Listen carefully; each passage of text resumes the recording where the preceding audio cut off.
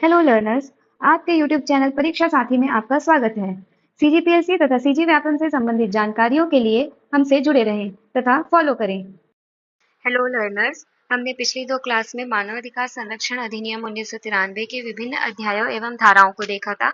अब हम इसे आगे बढ़ाते हुए देखेंगे कि और विभिन्न अध्यायों एवं धाराओं में क्या क्या शामिल है। ठीक है, हमने अध्याय 2 पढ़ा जिसमें धारा 3 से 11 तक शामिल है।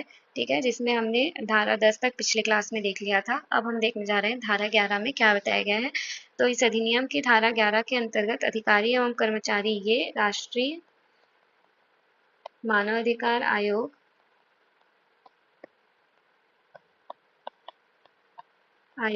के अधिकारी एवं कर्मचारियों की बात कर रहे हैं। अध्याय 2 में राष्ट्रीय मानवाधिकार आयोग शामिल है।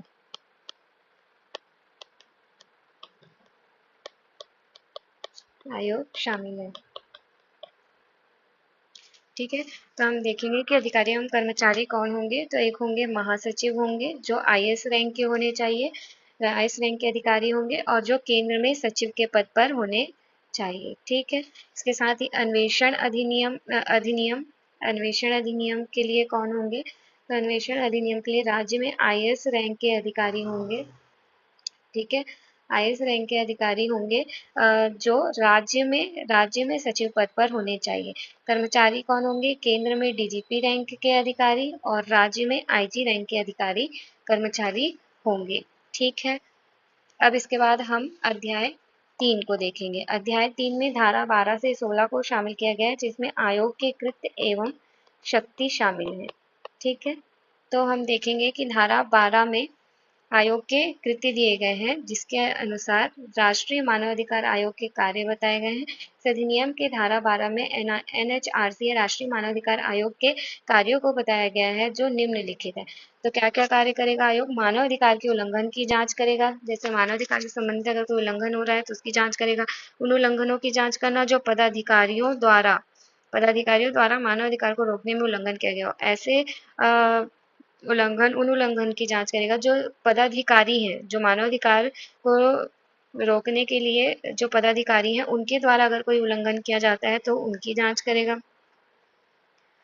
ठीक है, अब उन कानूनों की समीक्षा करना जिसमें मानव अधिकार के उल्लंघन की संभावना है। अब ऐसे कानूनों की समीक्षा करेंगे जिसमें मानव अधिकार के उल्लंघन की संभावना है और उन स्थानों का निरीक्षण करना जहां मानव अधिकारों का उल्लंघन हो सकता है या होता है, जैसे कि जेल, सैन्य क्षेत्र। इसके साथ ही अंतर्राष्ट्रीय समझौते से संबंधित दस्तावेजों की जांच करना तथा उनके प्रभावी क्रियान्वयन में सरकार को सलाह देना। जैसे अंतर्राष्ट्रीय समझौता कोई अगर हो रहा है तो उससे संबंधित जो दस्तावेज है उसकी जांच करना कि कहीं इसमें कोई मानवाधिकार के उल्लंघन से संबंधित कोई मुद्दा तो नहीं है तथा उनके प्रभावी क्रियान्वयन में सरकार को सलाह देना। ठीक है, आदि और विभिन्न कार्य जैसे कि जागरूकता फैलाना, ऐसे विभिन्न कार्य आयोग द्वारा किए जाते हैं।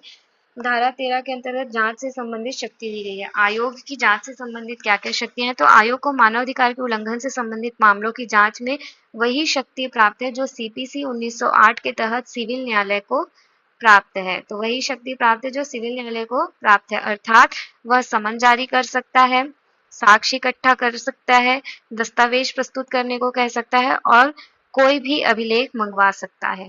ठीक है, अब देखेंगे धारा 14 में क्या है, अन्वेषण से संबंधित शक्ति। अब आयोग की अन्वेषण से संबंधित शक्ति क्या है। मानव अधिकार के उल्लंघन की जांच में अन्वेषण करते समय आयोग केंद्र सरकार एवं राज्य सरकार की अनुमति से किसी भी पदाधिकारी या केंद्र एवं राज्य के अंतर्गत अन्वेषण अभिकरण का प्रयोग कर सकता है। ठीक है, तो मानवाधिकार के उल्लंघन की जांच के लिए अन्वेषण करते समय क्या करेगा आयोग जो है वो केंद्र सरकार एवं राज्य सरकार की अनुमति से किसी भी पदाधिकारी को या केंद्र एवं राज्य के अंतर्गत जो भी अन्वेषण अभिकरण है, जैसे कि NIA national investigation agency, IB intelligence bureau और CBI central bureau of investigation का प्रयोग कर सकता है। अब देखेंगे अध्याय 4 के अंतर्गत प्रक्रिया शामिल किया गया है। प्रक्रिया के अंतर्गत धारा 17 से 20 शामिल है जिसमें हम मुख्य धाराओं को पढ़ेंगे ठीक है। मुख्य धाराओं में धारा 19 जो सशस्त्र बल से संबंधित है। सशस्त्र बल के संदर्भ में अब एनएचआरसी या राष्ट्रीय मानवाधिकार आयोग की कार्यवाही कैसी रहेगी या क्या रहेगी, तो इसमें क्या होता है, इस अधिनियम के अधीन सशस्त्र बलों के सदस्यों के द्वारा मानवाधिकार के अतिक्रमण के शिकायतों के बारे में कार्यवाही करते समय आयोग निम्नलिखित प्रक्रिया को अपनाएगा। अब इस अधिनियम के अधीन अगर सशस्त्र बल के सदस्यों के द्वारा मानव अधिकार के अतिक्रमण के शिकायतों के बारे में कार्यवाही कैसे करेंगे, तो निम्नलिखित प्रक्रिया को अपनाएंगे। इसमें होगा आयोग स्वप्रेरणा से, आयोग क्या करेगा, स्वप्रेरणा से या किसी की अर्जी प्राप्ति से रिपोर्ट मांग सकता है। ठीक है। अब रिपोर्ट की प्राप्ति के पश्चात क्या करेगा, आयोग सरकार को कार्यवाही करने की सिफारिश करेगा। अब आयोग सरकार को सिफारिश करेगा कार्यवाही करने के लिए। केंद्र सरकार सिफारिशों पर की गई कार्यवाही के बारे में आयोग को 3 माह के अंदर, या तो 3 माह के भीतर या फिर ऐसे समय के भीतर जो आयोग द्वारा मांग की गई हो सूचित करेगी। ठीक है। इसके बाद क्या होगा, जो आयोग है वो केंद्र सरकार को की गई अपनी जो सिफारिशें हैं तथा सरकार द्वारा की गई कार्यवाही सहित अपनी जो रिपोर्ट है उसको प्रस्तुत करेगा। ठीक है। आयोग केंद्र सरकार को की गई अपनी जो भी सिफारिशें, जो आयोग सिफारिशें किया है और जो सरकार द्वारा की गई जो कार्यवाही है उसकी रिपोर्ट प्रस्तुत करेगा। आयोग अपनी रिपोर्ट की प्रति किसको देगा, अभियुक्त या उसके प्रतिनिधि को उपलब्ध कराएगा। ठीक है। आयोग अपनी रिपोर्ट की प्रति या तो अभियुक्त को या उसके प्रतिनिधि को उपलब्ध कराएगी। अब देखेंगे धारा 20 एनएचआरसी की रिपोर्ट। अब राष्ट्रीय मानवाधिकार आयोग की रिपोर्ट या 2 प्रकार की हो सकती है, या तो वार्षिक या एक होती है विशेष रिपोर्ट। वार्षिक रिपोर्ट में 1 साल में किए गए कार्यों का ब्यौरा होता है, जितने भी कार्य 1 साल में किए गए हैं उसका ब्यौरा होता है वार्षिक रिपोर्ट में। ठीक है। जो सिफारिश पर आधारित, जो जिसमें आयोग द्वारा की गई सिफारिशें होती हैं और उनके द्वारा की गई कार्यवाही होती है। विशेष रिपोर्ट में प्रत्येक में प्रत्येक कार्यवाही के बाद समय समय पर तैयार की जाने वाली रिपोर्ट, जैसे कि जितनी कार्यवाही हो रही है उसके बाद जो समय समय पर की जाने वाली जो भी कार्यवाही है, उसका जो रिपोर्ट होता है वो विशेष रिपोर्ट होता है। प्रत्येक कार्यवाही के बाद समय समय पर तैयार की जाने वाली रिपोर्ट। अब देखेंगे केंद्र सरकार से संबंधित रिपोर्ट किसे दी जाती है, तो केंद्र सरकार को दी जाती है, जो फिर आगे चल के किसको देते हैं, संसद पे रखेगी। ठीक है। राज्य सरकार से संबंधित जो रिपोर्ट है वो आयोग किसको देंगे, राज्य सरकार को देंगे, और राज्य सरकार क्या करेगी, उसको विधानमंडल में रखेगी। ठीक है। तो केंद्र सरकार से संबंधित रिपोर्ट आयोग केंद्र सरकार को देगी और केंद्र सरकार फिर उसे संसद में रखेगी, और राज्य सरकार से संबंधित रिपोर्ट राज्य सरकार को देगी और राज्य सरकार विधानमंडल में रखेगी। अब देखेंगे अध्याय 5। अध्याय 5 राज्य मानवाधिकार आयोग के बारे में बताता है, जिसके अंतर्गत धारा 21 से 29 तक को शामिल किया गया है। धारा 21 में राज्य मानवाधिकार आयोग का गठन, धारा 22 में नियुक्ति, धारा 23 में पद मुक्ति, धारा 24 में कार्यकाल, धारा 25 में कार्यवाहक अध्यक्ष की नियुक्ति, धारा 26 में सेवा एवं शर्तें, धारा 27 में रिक्तियां, धारा 28 में रिपोर्ट, धारा 29 में एनएचआरसी के प्रावधान। तो जैसे कि मैंने राष्ट्रीय मानवाधिकार आयोग की जो धाराएं हैं उसको जब बोला था कि याद कर लीजिएगा, तो लगभग इसमें समान ही है धाराएं जो हैं। मतलब उसमें राष्ट्रीय मानवाधिकार आयोग का गठन पहले था, तो इसमें राज्य मानवाधिकार आयोग का गठन, इसमें नियुक्ति थी तो इसमें भी उसमें राष्ट्रीय मानवाधिकार आयोग की नियुक्ति थी, इसमें राज्य मानवाधिकार से संबंधित नियुक्तियां हैं। तो इसी प्रकार गठन, नियुक्ति, पद मुक्ति, कार्यकाल का जो सीक्वेंस है वो समान ही है, तो आप उससे लिंक करके इसे याद कर सकते हैं। ठीक है। एक दो जो धाराएं हैं उसमें अंतर है। ठीक है। अब देखेंगे धारा 21। धारा 21 में राज्य मानवाधिकार आयोग का गठन बताया गया है। तो राज्य मानवाधिकार आयोग का गठन कौन करेगा, राज्य सरकार करेगी। ठीक है। राष्ट्रीय मानवाधिकार आयोग का जो गठन है वो केंद्र सरकार करती है और राज्य मानवाधिकार आयोग का गठन राज्य सरकार करती है। संरचना कैसी होती है, तो राज्य मानवाधिकार आयोग में एक अध्यक्ष होते हैं और सदस्यों की संख्या 2 होती है। ठीक है। अध्यक्ष कौन हो सकते हैं, तो हाई कोर्ट के पूर्व मुख्य न्यायाधीश या अन्य न्यायाधीश होने चाहिए, और सदस्य में एक तो सदस्य जो होंगे वो हाई कोर्ट के रिटायर्ड न्यायाधीश होंगे। ध्यान रखिएगा, इसमें अध्यक्ष जो है वो पूर्व मुख्य न्यायाधीश या अन्य न्यायाधीश है, और सदस्यों में हाई कोर्ट के जो रिटायर्ड न्यायाधीश या वर्तमान न्यायाधीश हो सकते हैं, या फिर जिला न्यायाधीश जिसे 7 साल का अनुभव हो। ठीक है। ऐसे जिला न्यायाधीश जिसे 7 साल का अनुभव हो वो भी सदस्य हो सकते हैं। और दूसरा सदस्य कौन होगा, जिसे मानव अधिकार से संबंधित ज्ञान हो। ठीक है। अब हम देखेंगे धारा 22। धारा 22 में राज्यपाल द्वारा मुख्यमंत्री की अध्यक्षता वाली उच्च स्तरीय समिति द्वारा नियुक्ति, मतलब जो राज्य मानवाधिकार आयोग में नियुक्ति किसके द्वारा की जाएगी, तो एक चयन समिति के द्वारा की जाएगी, जिसके अध्यक्ष होंगे मुख्यमंत्री और सदस्य होंगे विधानसभा के अध्यक्ष, विपक्ष के नेता, विधान परिषद के सभापति एवं विपक्ष के नेता और राज्य गृह मंत्री। ऐसे ही राष्ट्रीय मानवाधिकार आयोग में अध्यक्ष होते हैं प्रधानमंत्री, सदस्य होते हैं लोकसभा के अध्यक्ष और विपक्ष के नेता, राज्यसभा के सभापति और विपक्ष के नेता और केंद्रीय गृह मंत्री। इसी प्रकार यहाँ पे होते हैं राज्य विधानसभा के अध्यक्ष और विपक्ष के नेता, विधान परिषद के सभापति और विपक्ष के नेता तथा राज्य के गृह मंत्री। इनके द्वारा जो सिफारिश की जाती है उसके आधार पर राज्यपाल के द्वारा जो क्या होता है नियुक्ति की जाती है। ठीक है, अब धारा 23 में पद मुक्ति जो आयोग के अधिकारी एवं कर्मचारी हैं इनकी पद मुक्ति कैसे होगी, तो राष्ट्रपति के द्वारा। राष्ट्रपति कैसे हटा सकते हैं, या तो सीधे हटा सकते हैं या विशेष प्रक्रिया द्वारा। इसके बारे में मैंने विस्तार से जब राष्ट्रीय मानवाधिकार आयोग के बारे में पढ़ाया था तब बताया था, तो आप इसे वहीं से पढ़ सकते हैं और प्रक्रिया क्योंकि समान है। ठीक है, त्याग पत्र। अब जो त्याग पत्र के आधार पे अगर पद मुक्ति होती है तो वो कैसे होगी, तो जो अध्यक्ष या सदस्य हैं वो अपना त्याग पत्र राज्यपाल को देकर इस पद मुक्त हो सकते हैं।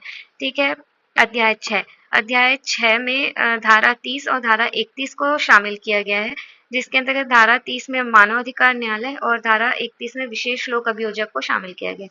धारा 30 में मानवाधिकार न्यायालय शामिल है, जिसके अंदर मानव अधिकार के संरक्षण में मानव अधिकारों के उल्लंघन मामलों की त्वरित सुनवाई के लिए जिला स्तर पर जो मानव अधिकार न्यायालय है वो जिला स्तर पर होगा, जो कि मानव अधिकार न्यायालय का प्रावधान है त्वरित सुनवाई के लिए।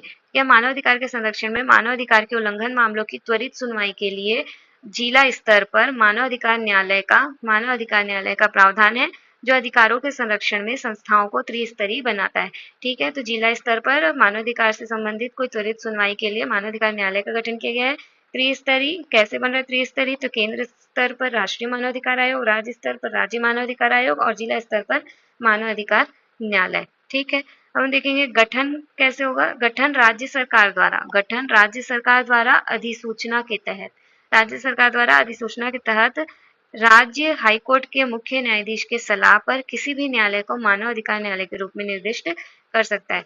क्या होगा, गठन कैसे होगा, मानवाधिकार न्यायालय का गठन राज्य सरकार द्वारा होगा अधिसूचना के तहत, जिसमें राज्य के जो हाईकोर्ट के मुख्य न्यायाधीश हैं, उनके सलाह पर किसी भी न्यायालय को, अगर वो सलाह दे रहे हैं तो उसके बाद किसी भी न्यायालय को मानव अधिकार न्यायालय के रूप में निर्दिष्ट कर सकता है। कौन करेगा, राज्य सरकार। सलाह कौन देंगे, हाईकोर्ट के मुख्य न्यायाधीश।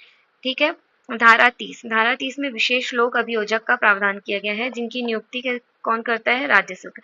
विशेष लोक अभियोजक की नियुक्ति राज्य सरकार द्वारा की जाती है, जिसे 7 वर्ष का न्यायिक कार्य का अनुभव होना चाहिए। जिसे 7 वर्ष का न्यायिक कार्य का अनुभव है उसे विशेष लोक अभियोजक नियुक्त किया जाएगा राज्य सरकार के द्वारा। और ये कौन होते हैं, तो एक प्रकार के सरकारी वकील होते हैं। एक प्रकार के सरकारी वकील है जिसे मानव अधिकार के उल्लंघन होने पर न्यायालय में पैरवी करता है। जो क्या करता है, मानव अधिकार के उल्लंघन होने पर न्यायालय में पैरवी करते हैं।